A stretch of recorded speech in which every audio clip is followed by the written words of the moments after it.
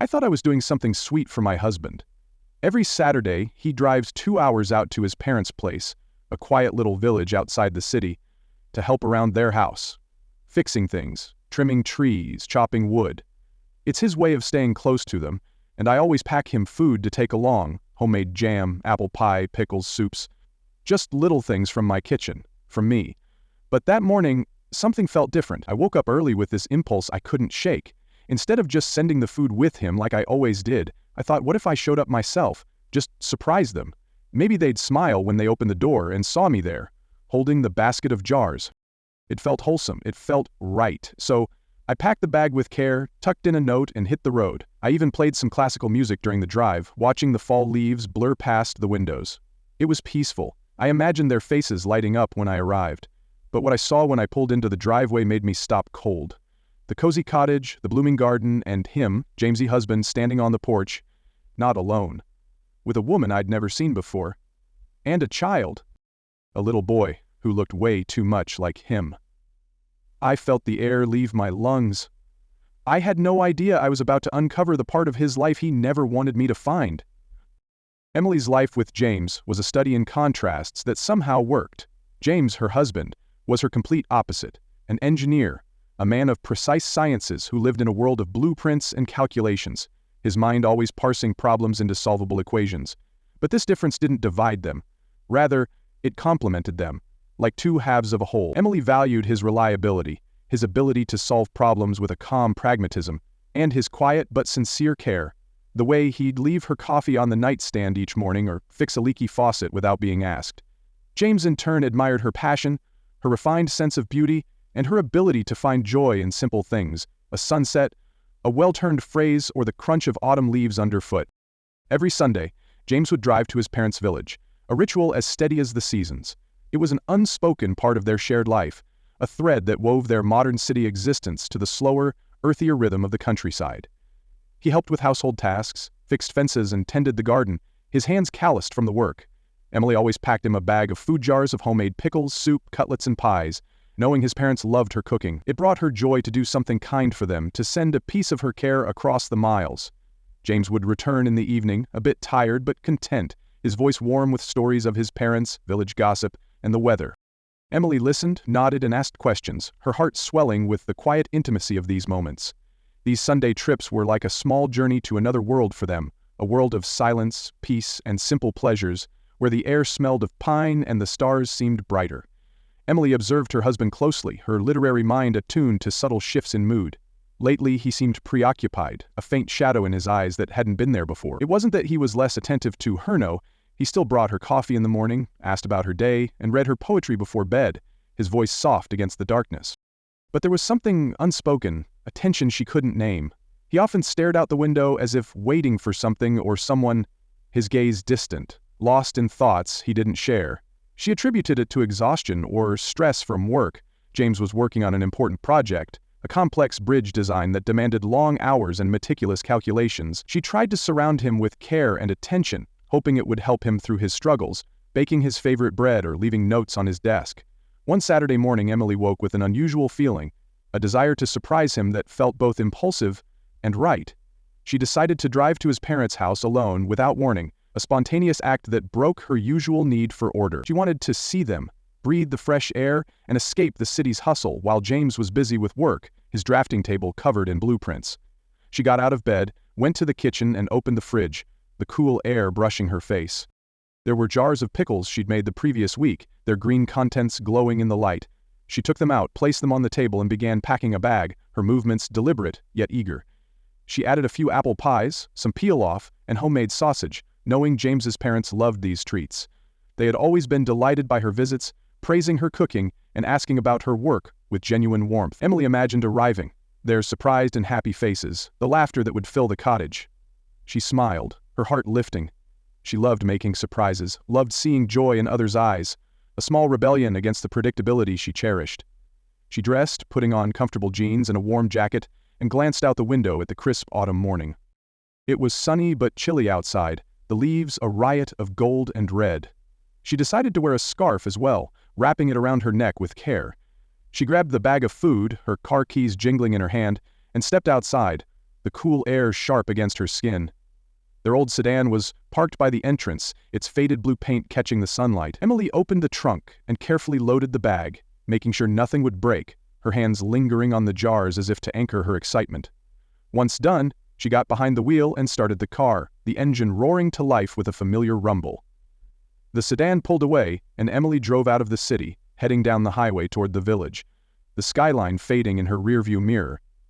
She drove calmly, unhurried, enjoying the scenery outside, fields stretching to the horizon, forests ablaze with autumn color, rivers glinting like silver threads. It all seemed so beautiful and serene to her, a living poem that soothed her soul. The drive to the village took about 2 hours, the road winding through landscapes that felt both familiar and new. Emily turned on the radio and sang along to the songs, her voice soft but free, the music filling the car with life. She felt happy, untethered, the open road a canvas for her thoughts. Along the way, she imagined how she'd surprised James's parents, picturing their joyful faces and their praise for the food, the warmth of their welcome. She recalled snippets of conversations and jokes they'd shared over Sunday lunches, moments that had woven them into her life. A couple of years ago, these trips had always felt like an important part of their family life, a small ritual that strengthened the bond between generations, a bridge between her urban world and their rural one. She drove along the familiar road, savoring the autumn landscape, the trees dressed in gold, the sun filtering through the leaves, casting intricate patterns on the asphalt like a tapestry. Emily switched the radio to soft classical music, the notes of Chopin, creating an atmosphere of peace and calm, wrapping her in a cocoon of tranquility. She felt this day would be special, filled with warmth and love, a memory to cherish. She could never have imagined the storm of emotions awaiting her, a tempest that would upend her carefully ordered world. As she approached the village, her heart beat faster, anticipation mingling with a strange unease. She turned onto a dirt road leading to James's parents' house, the tires crunching on gravel. Though she hadn't been there in a while, she recognized the house immediately.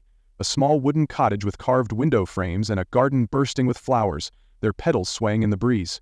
Emily parked the car by the gate and stepped out, her boots sinking slightly into the soft earth, anticipating the reunion. But what she saw made her freeze, her body rooted to the spot. On the porch stood James with an unfamiliar woman, her face lit by a smile Emily didn't recognize. In her arms was a child, a little boy no older than 5, his hair catching the sunlight.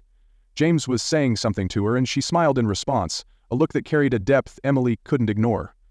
This wasn't just a friendly encounter, it was something far deeper, an intimacy, warmth, and tenderness in their interaction, something Emily hadn't seen in James's eyes when he looked at her lately. Her world tilted, the air growing heavy. She felt the ground slip from under her feet, her head buzzing, her vision darkening at the edges. She tried to step forward, to call out to James, but she couldn't, her voice caught in her throat like a trapped bird.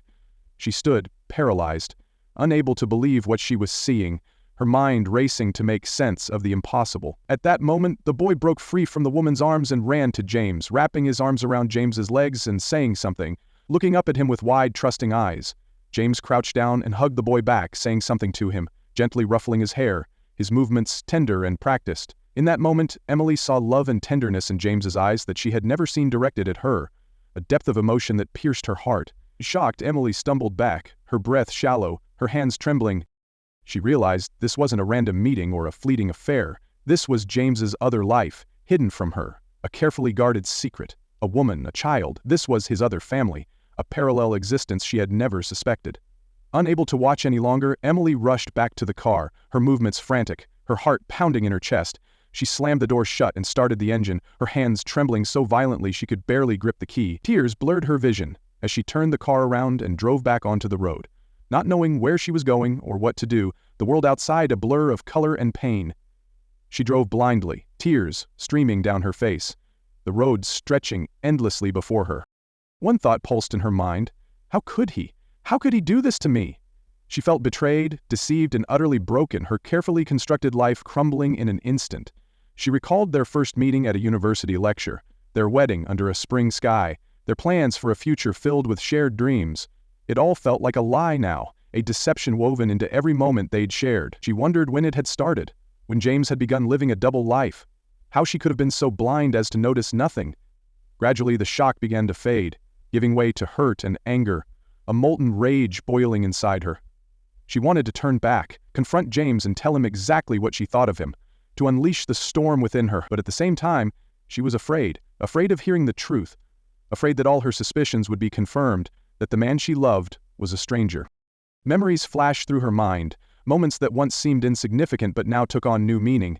His frequent trips to his parents, his late returns, his recent detachment, the way he'd avoid her gaze. It all formed a single horrific and painful picture, a mosaic of betrayal. Emily pulled over to the side of the road, the car idling as she buried her face in her hands, sobbing uncontrollably, unable to hold back the flood of emotions. It felt as though her heart had shattered into 1,000 pieces, never to be whole again, each fragment cutting deeper. She sat there for a long time, the world outside silent, until her tears dried and her anger began to subside, leaving a hollow ache in its place. A single thought emerged. What now? She knew she couldn't just let it go or pretend nothing had happened. The truth was a weight she couldn't ignore. She needed to uncover the reality, to understand what lay behind it all, to find a path through the ruins. Gathering her strength, Emily started the car and drove back to the city, the journey a blur of asphalt and fading light. She decided she wouldn't make a scene, wouldn't scream or accuse. She would try to stay calm and listen to James, to understand what had happened before making any decisions. The drive home felt endless, the silence in the car oppressive, her thoughts a tangled knot. She tried to imagine how their conversation would go, what James would say, what she would say, knowing it would be the hardest conversation of her life, a reckoning she couldn't avoid. But in the end, Emily chose a different approach, one born of curiosity and a need for clarity.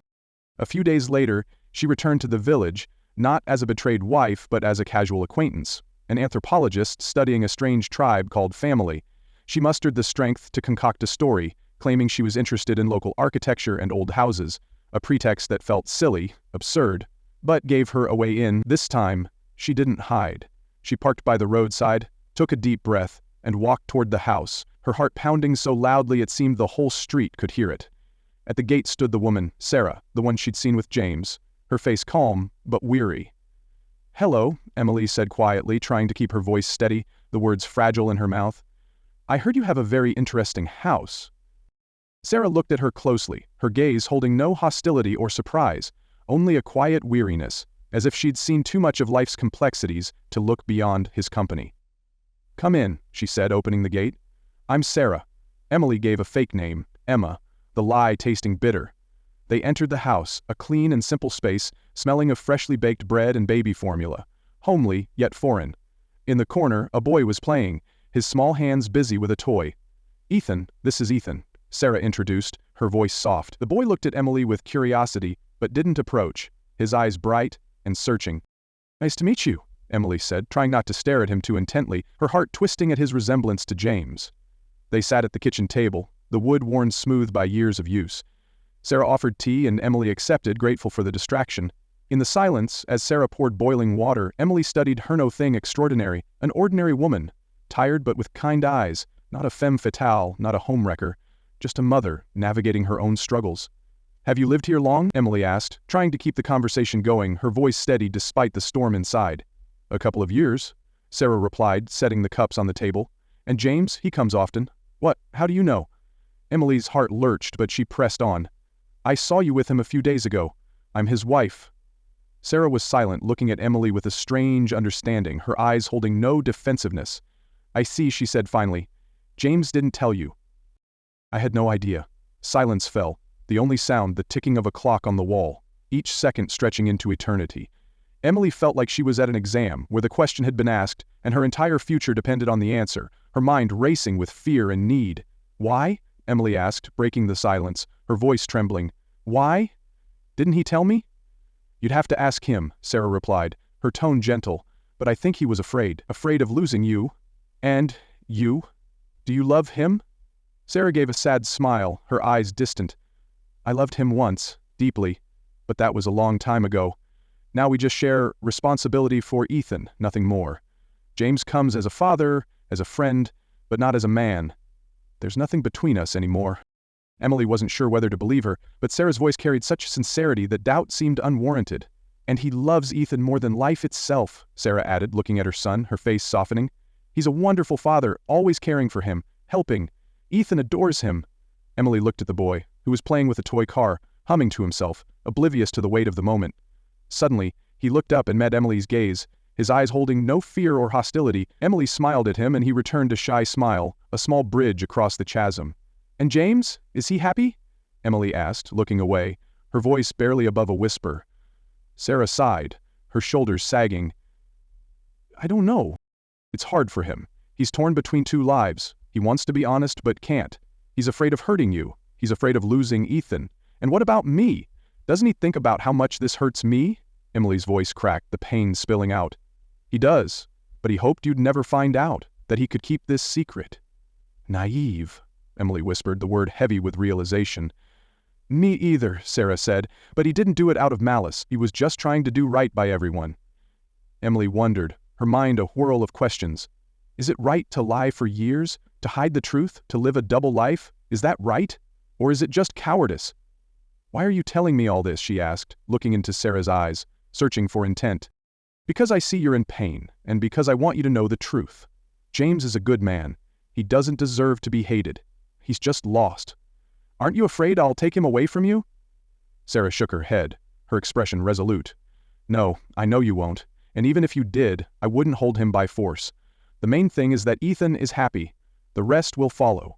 Emily fell silent, her thoughts a tangle of emotions. Can happiness be built on deception? She didn't know, the question echoing in the quiet spaces of her mind. She felt two opposing forces battling within her: anger and understanding, hurt and forgiveness, each vying for dominance. "Thank you," she said, standing up, her legs unsteady. "Thank you for the tea and the truth." "You're welcome," Sarah replied, her voice warm.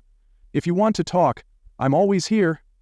Emily left the house, stepping into the fresh air and bright sun, but her heart remained dark and troubled, a storm cloud in a clear sky. She got into the car and drove home, the road blurring as she wrestled with her thoughts. She needed time to think, to figure out what to do next, to navigate the wreckage of her life.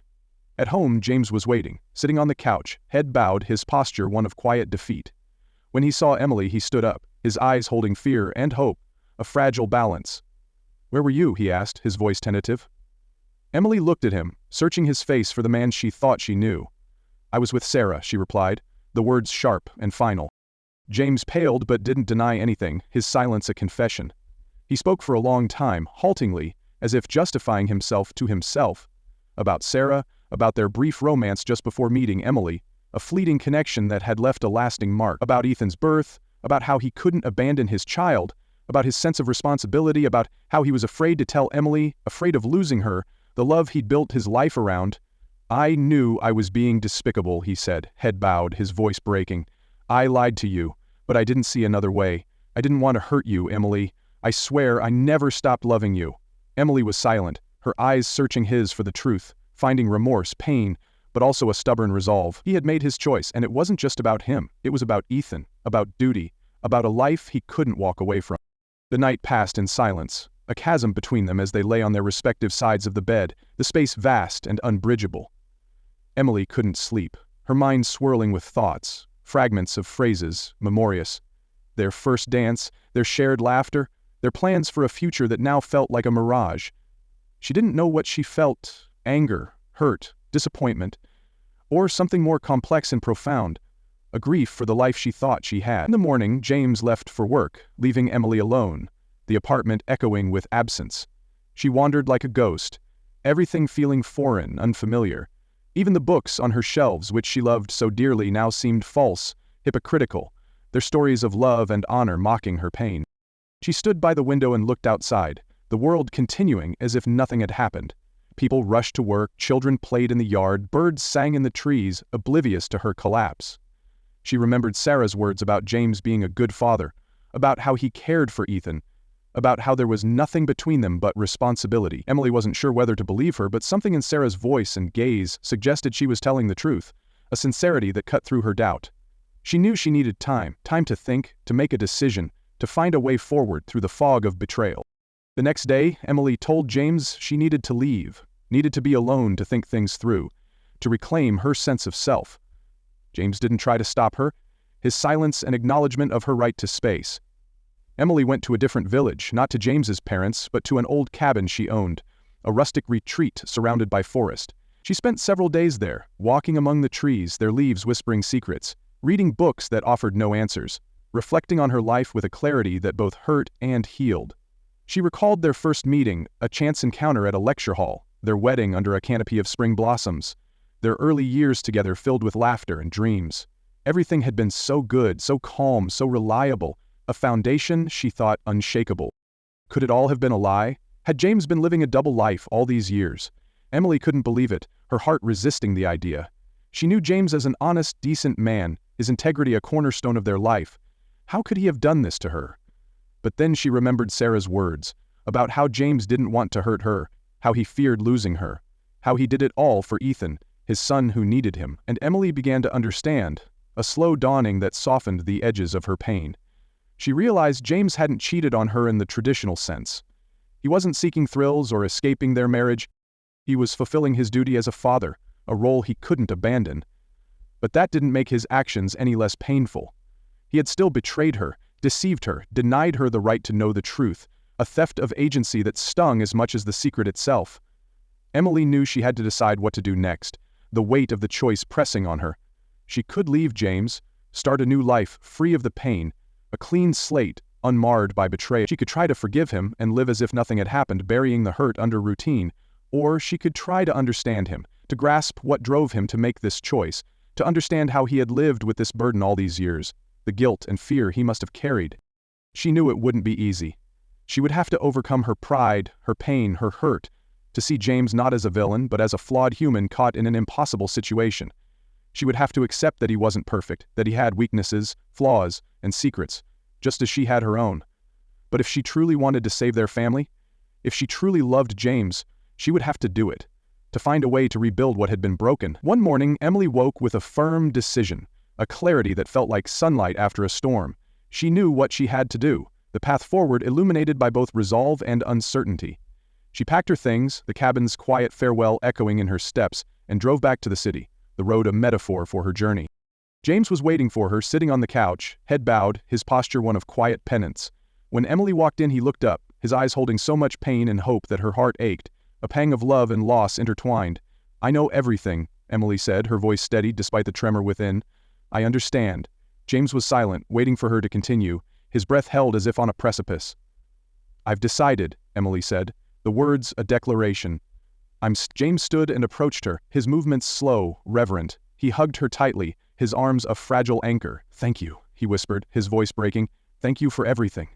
Emily pulled back, her gaze firm. "But that doesn't mean I've forgotten," she said. "It doesn't mean I've forgiven. We'll need to work hard to rebuild trust. We'll need to learn to live differently." James nodded, his eyes glistening with unshed tears. "I'm ready for anything," he said, his voice resolute, "as long as you're by my side." Emily smiled, a small tentative curve of her lips, a seed of hope. "Then let's go," she said, "to the village." James looked at her, surprised, his brow furrowing. "To Sarah and Ethan?" he asked, uncertainty in his voice. "Yes," Emily replied, her tone unwavering. "I want to meet them." James was silent for a moment. Then he nodded, a weight lifting from his shoulders. "All right," he said. "Let's go." The next morning, Emily and James drove to the village, the road familiar yet charged with new meaning. Emily had a bag of homemade pastries in the trunk, prepared specially for Sarah and Ethan, a gesture of goodwill, a step toward acceptance. She wanted to show them she held no grudge, that she was ready to embrace this complicated new reality, to weave it into the fabric of her life. As they approached Sarah's house, Emily felt nervous, her stomach a knot of anticipation and doubt. She didn't know how she'd be received or what to say, the words she'd rehearsed feeling inadequate. Sarah came out of the house and smiled at Emily, a knowing warmth in her eyes. "I knew you'd come," she said, her voice a quiet welcome. Ethan ran out and hid behind Sarah, peering at Emily curiously, his small face a mirror of James's features. "This is Emily," Sarah said to Ethan, her tone gentle. "She's James's wife." Ethan peeked out from behind Sarah and looked at Emily, then smiled, a shy gesture that softened the moment. "Hi," he said, his voice small but clear. Emily smiled back, her heart easing. "Hi, Ethan," she said. "I brought you a treat." She opened the trunk, took out the bag of pastries and handed it to Sarah, the act a bridge between them. She said, "I hope you like it." Sarah took the bag and thanked her, her gratitude genuine. "Come inside," she said. "I'll put the kettle on." Emily and James entered the house, Ethan following, his footsteps light on the wooden floor. They sat at the table, drinking tea and talking about everything and nothing. Weather, children, life, the conversation a tentative dance around the weight of their shared truth. Emily felt strange, caught between unease and a growing sense of relief. On one hand, she was uncomfortable, the reality of James's other life pressing against her. On the other, she felt she was making the right choice, a step toward healing, toward a future that could hold both pain and possibility. The table, worn by years of shared meals, seemed to hold them all in a fragile balance, a moment of connection amid the complexity. As they spoke, Emily glanced at Ethan, his laughter a reminder of innocence, and at Sarah, her quiet strength a mirror of her own resilience. She looked at James, his face a map of remorse and hope, and felt a flicker of the love that had carried them this far. The road ahead would be long, fraught with challenges, but in that moment, surrounded by the scent of tea and the soft hum of conversation, Emily felt a quiet certainty that they could find a way forward, together. Sometimes, the people we love the most are the ones who hurt us the deepest. But love should never mean accepting lies and silence. You deserve the truth, not just the version that keeps the peace, but the one that respects your heart. If this story made you feel something, if you've ever been in that quiet space between heartbreak and clarity, you're not alone. We tell these stories so you can find pieces of yourself in them, so you can heal, so you can choose better. Don't forget to like the video if it resonated with you. Subscribe for more real, raw, and powerful stories that remind you it's okay to feel, and even more okay to walk away when the truth demands it. We're building a community here, one honest story at a time.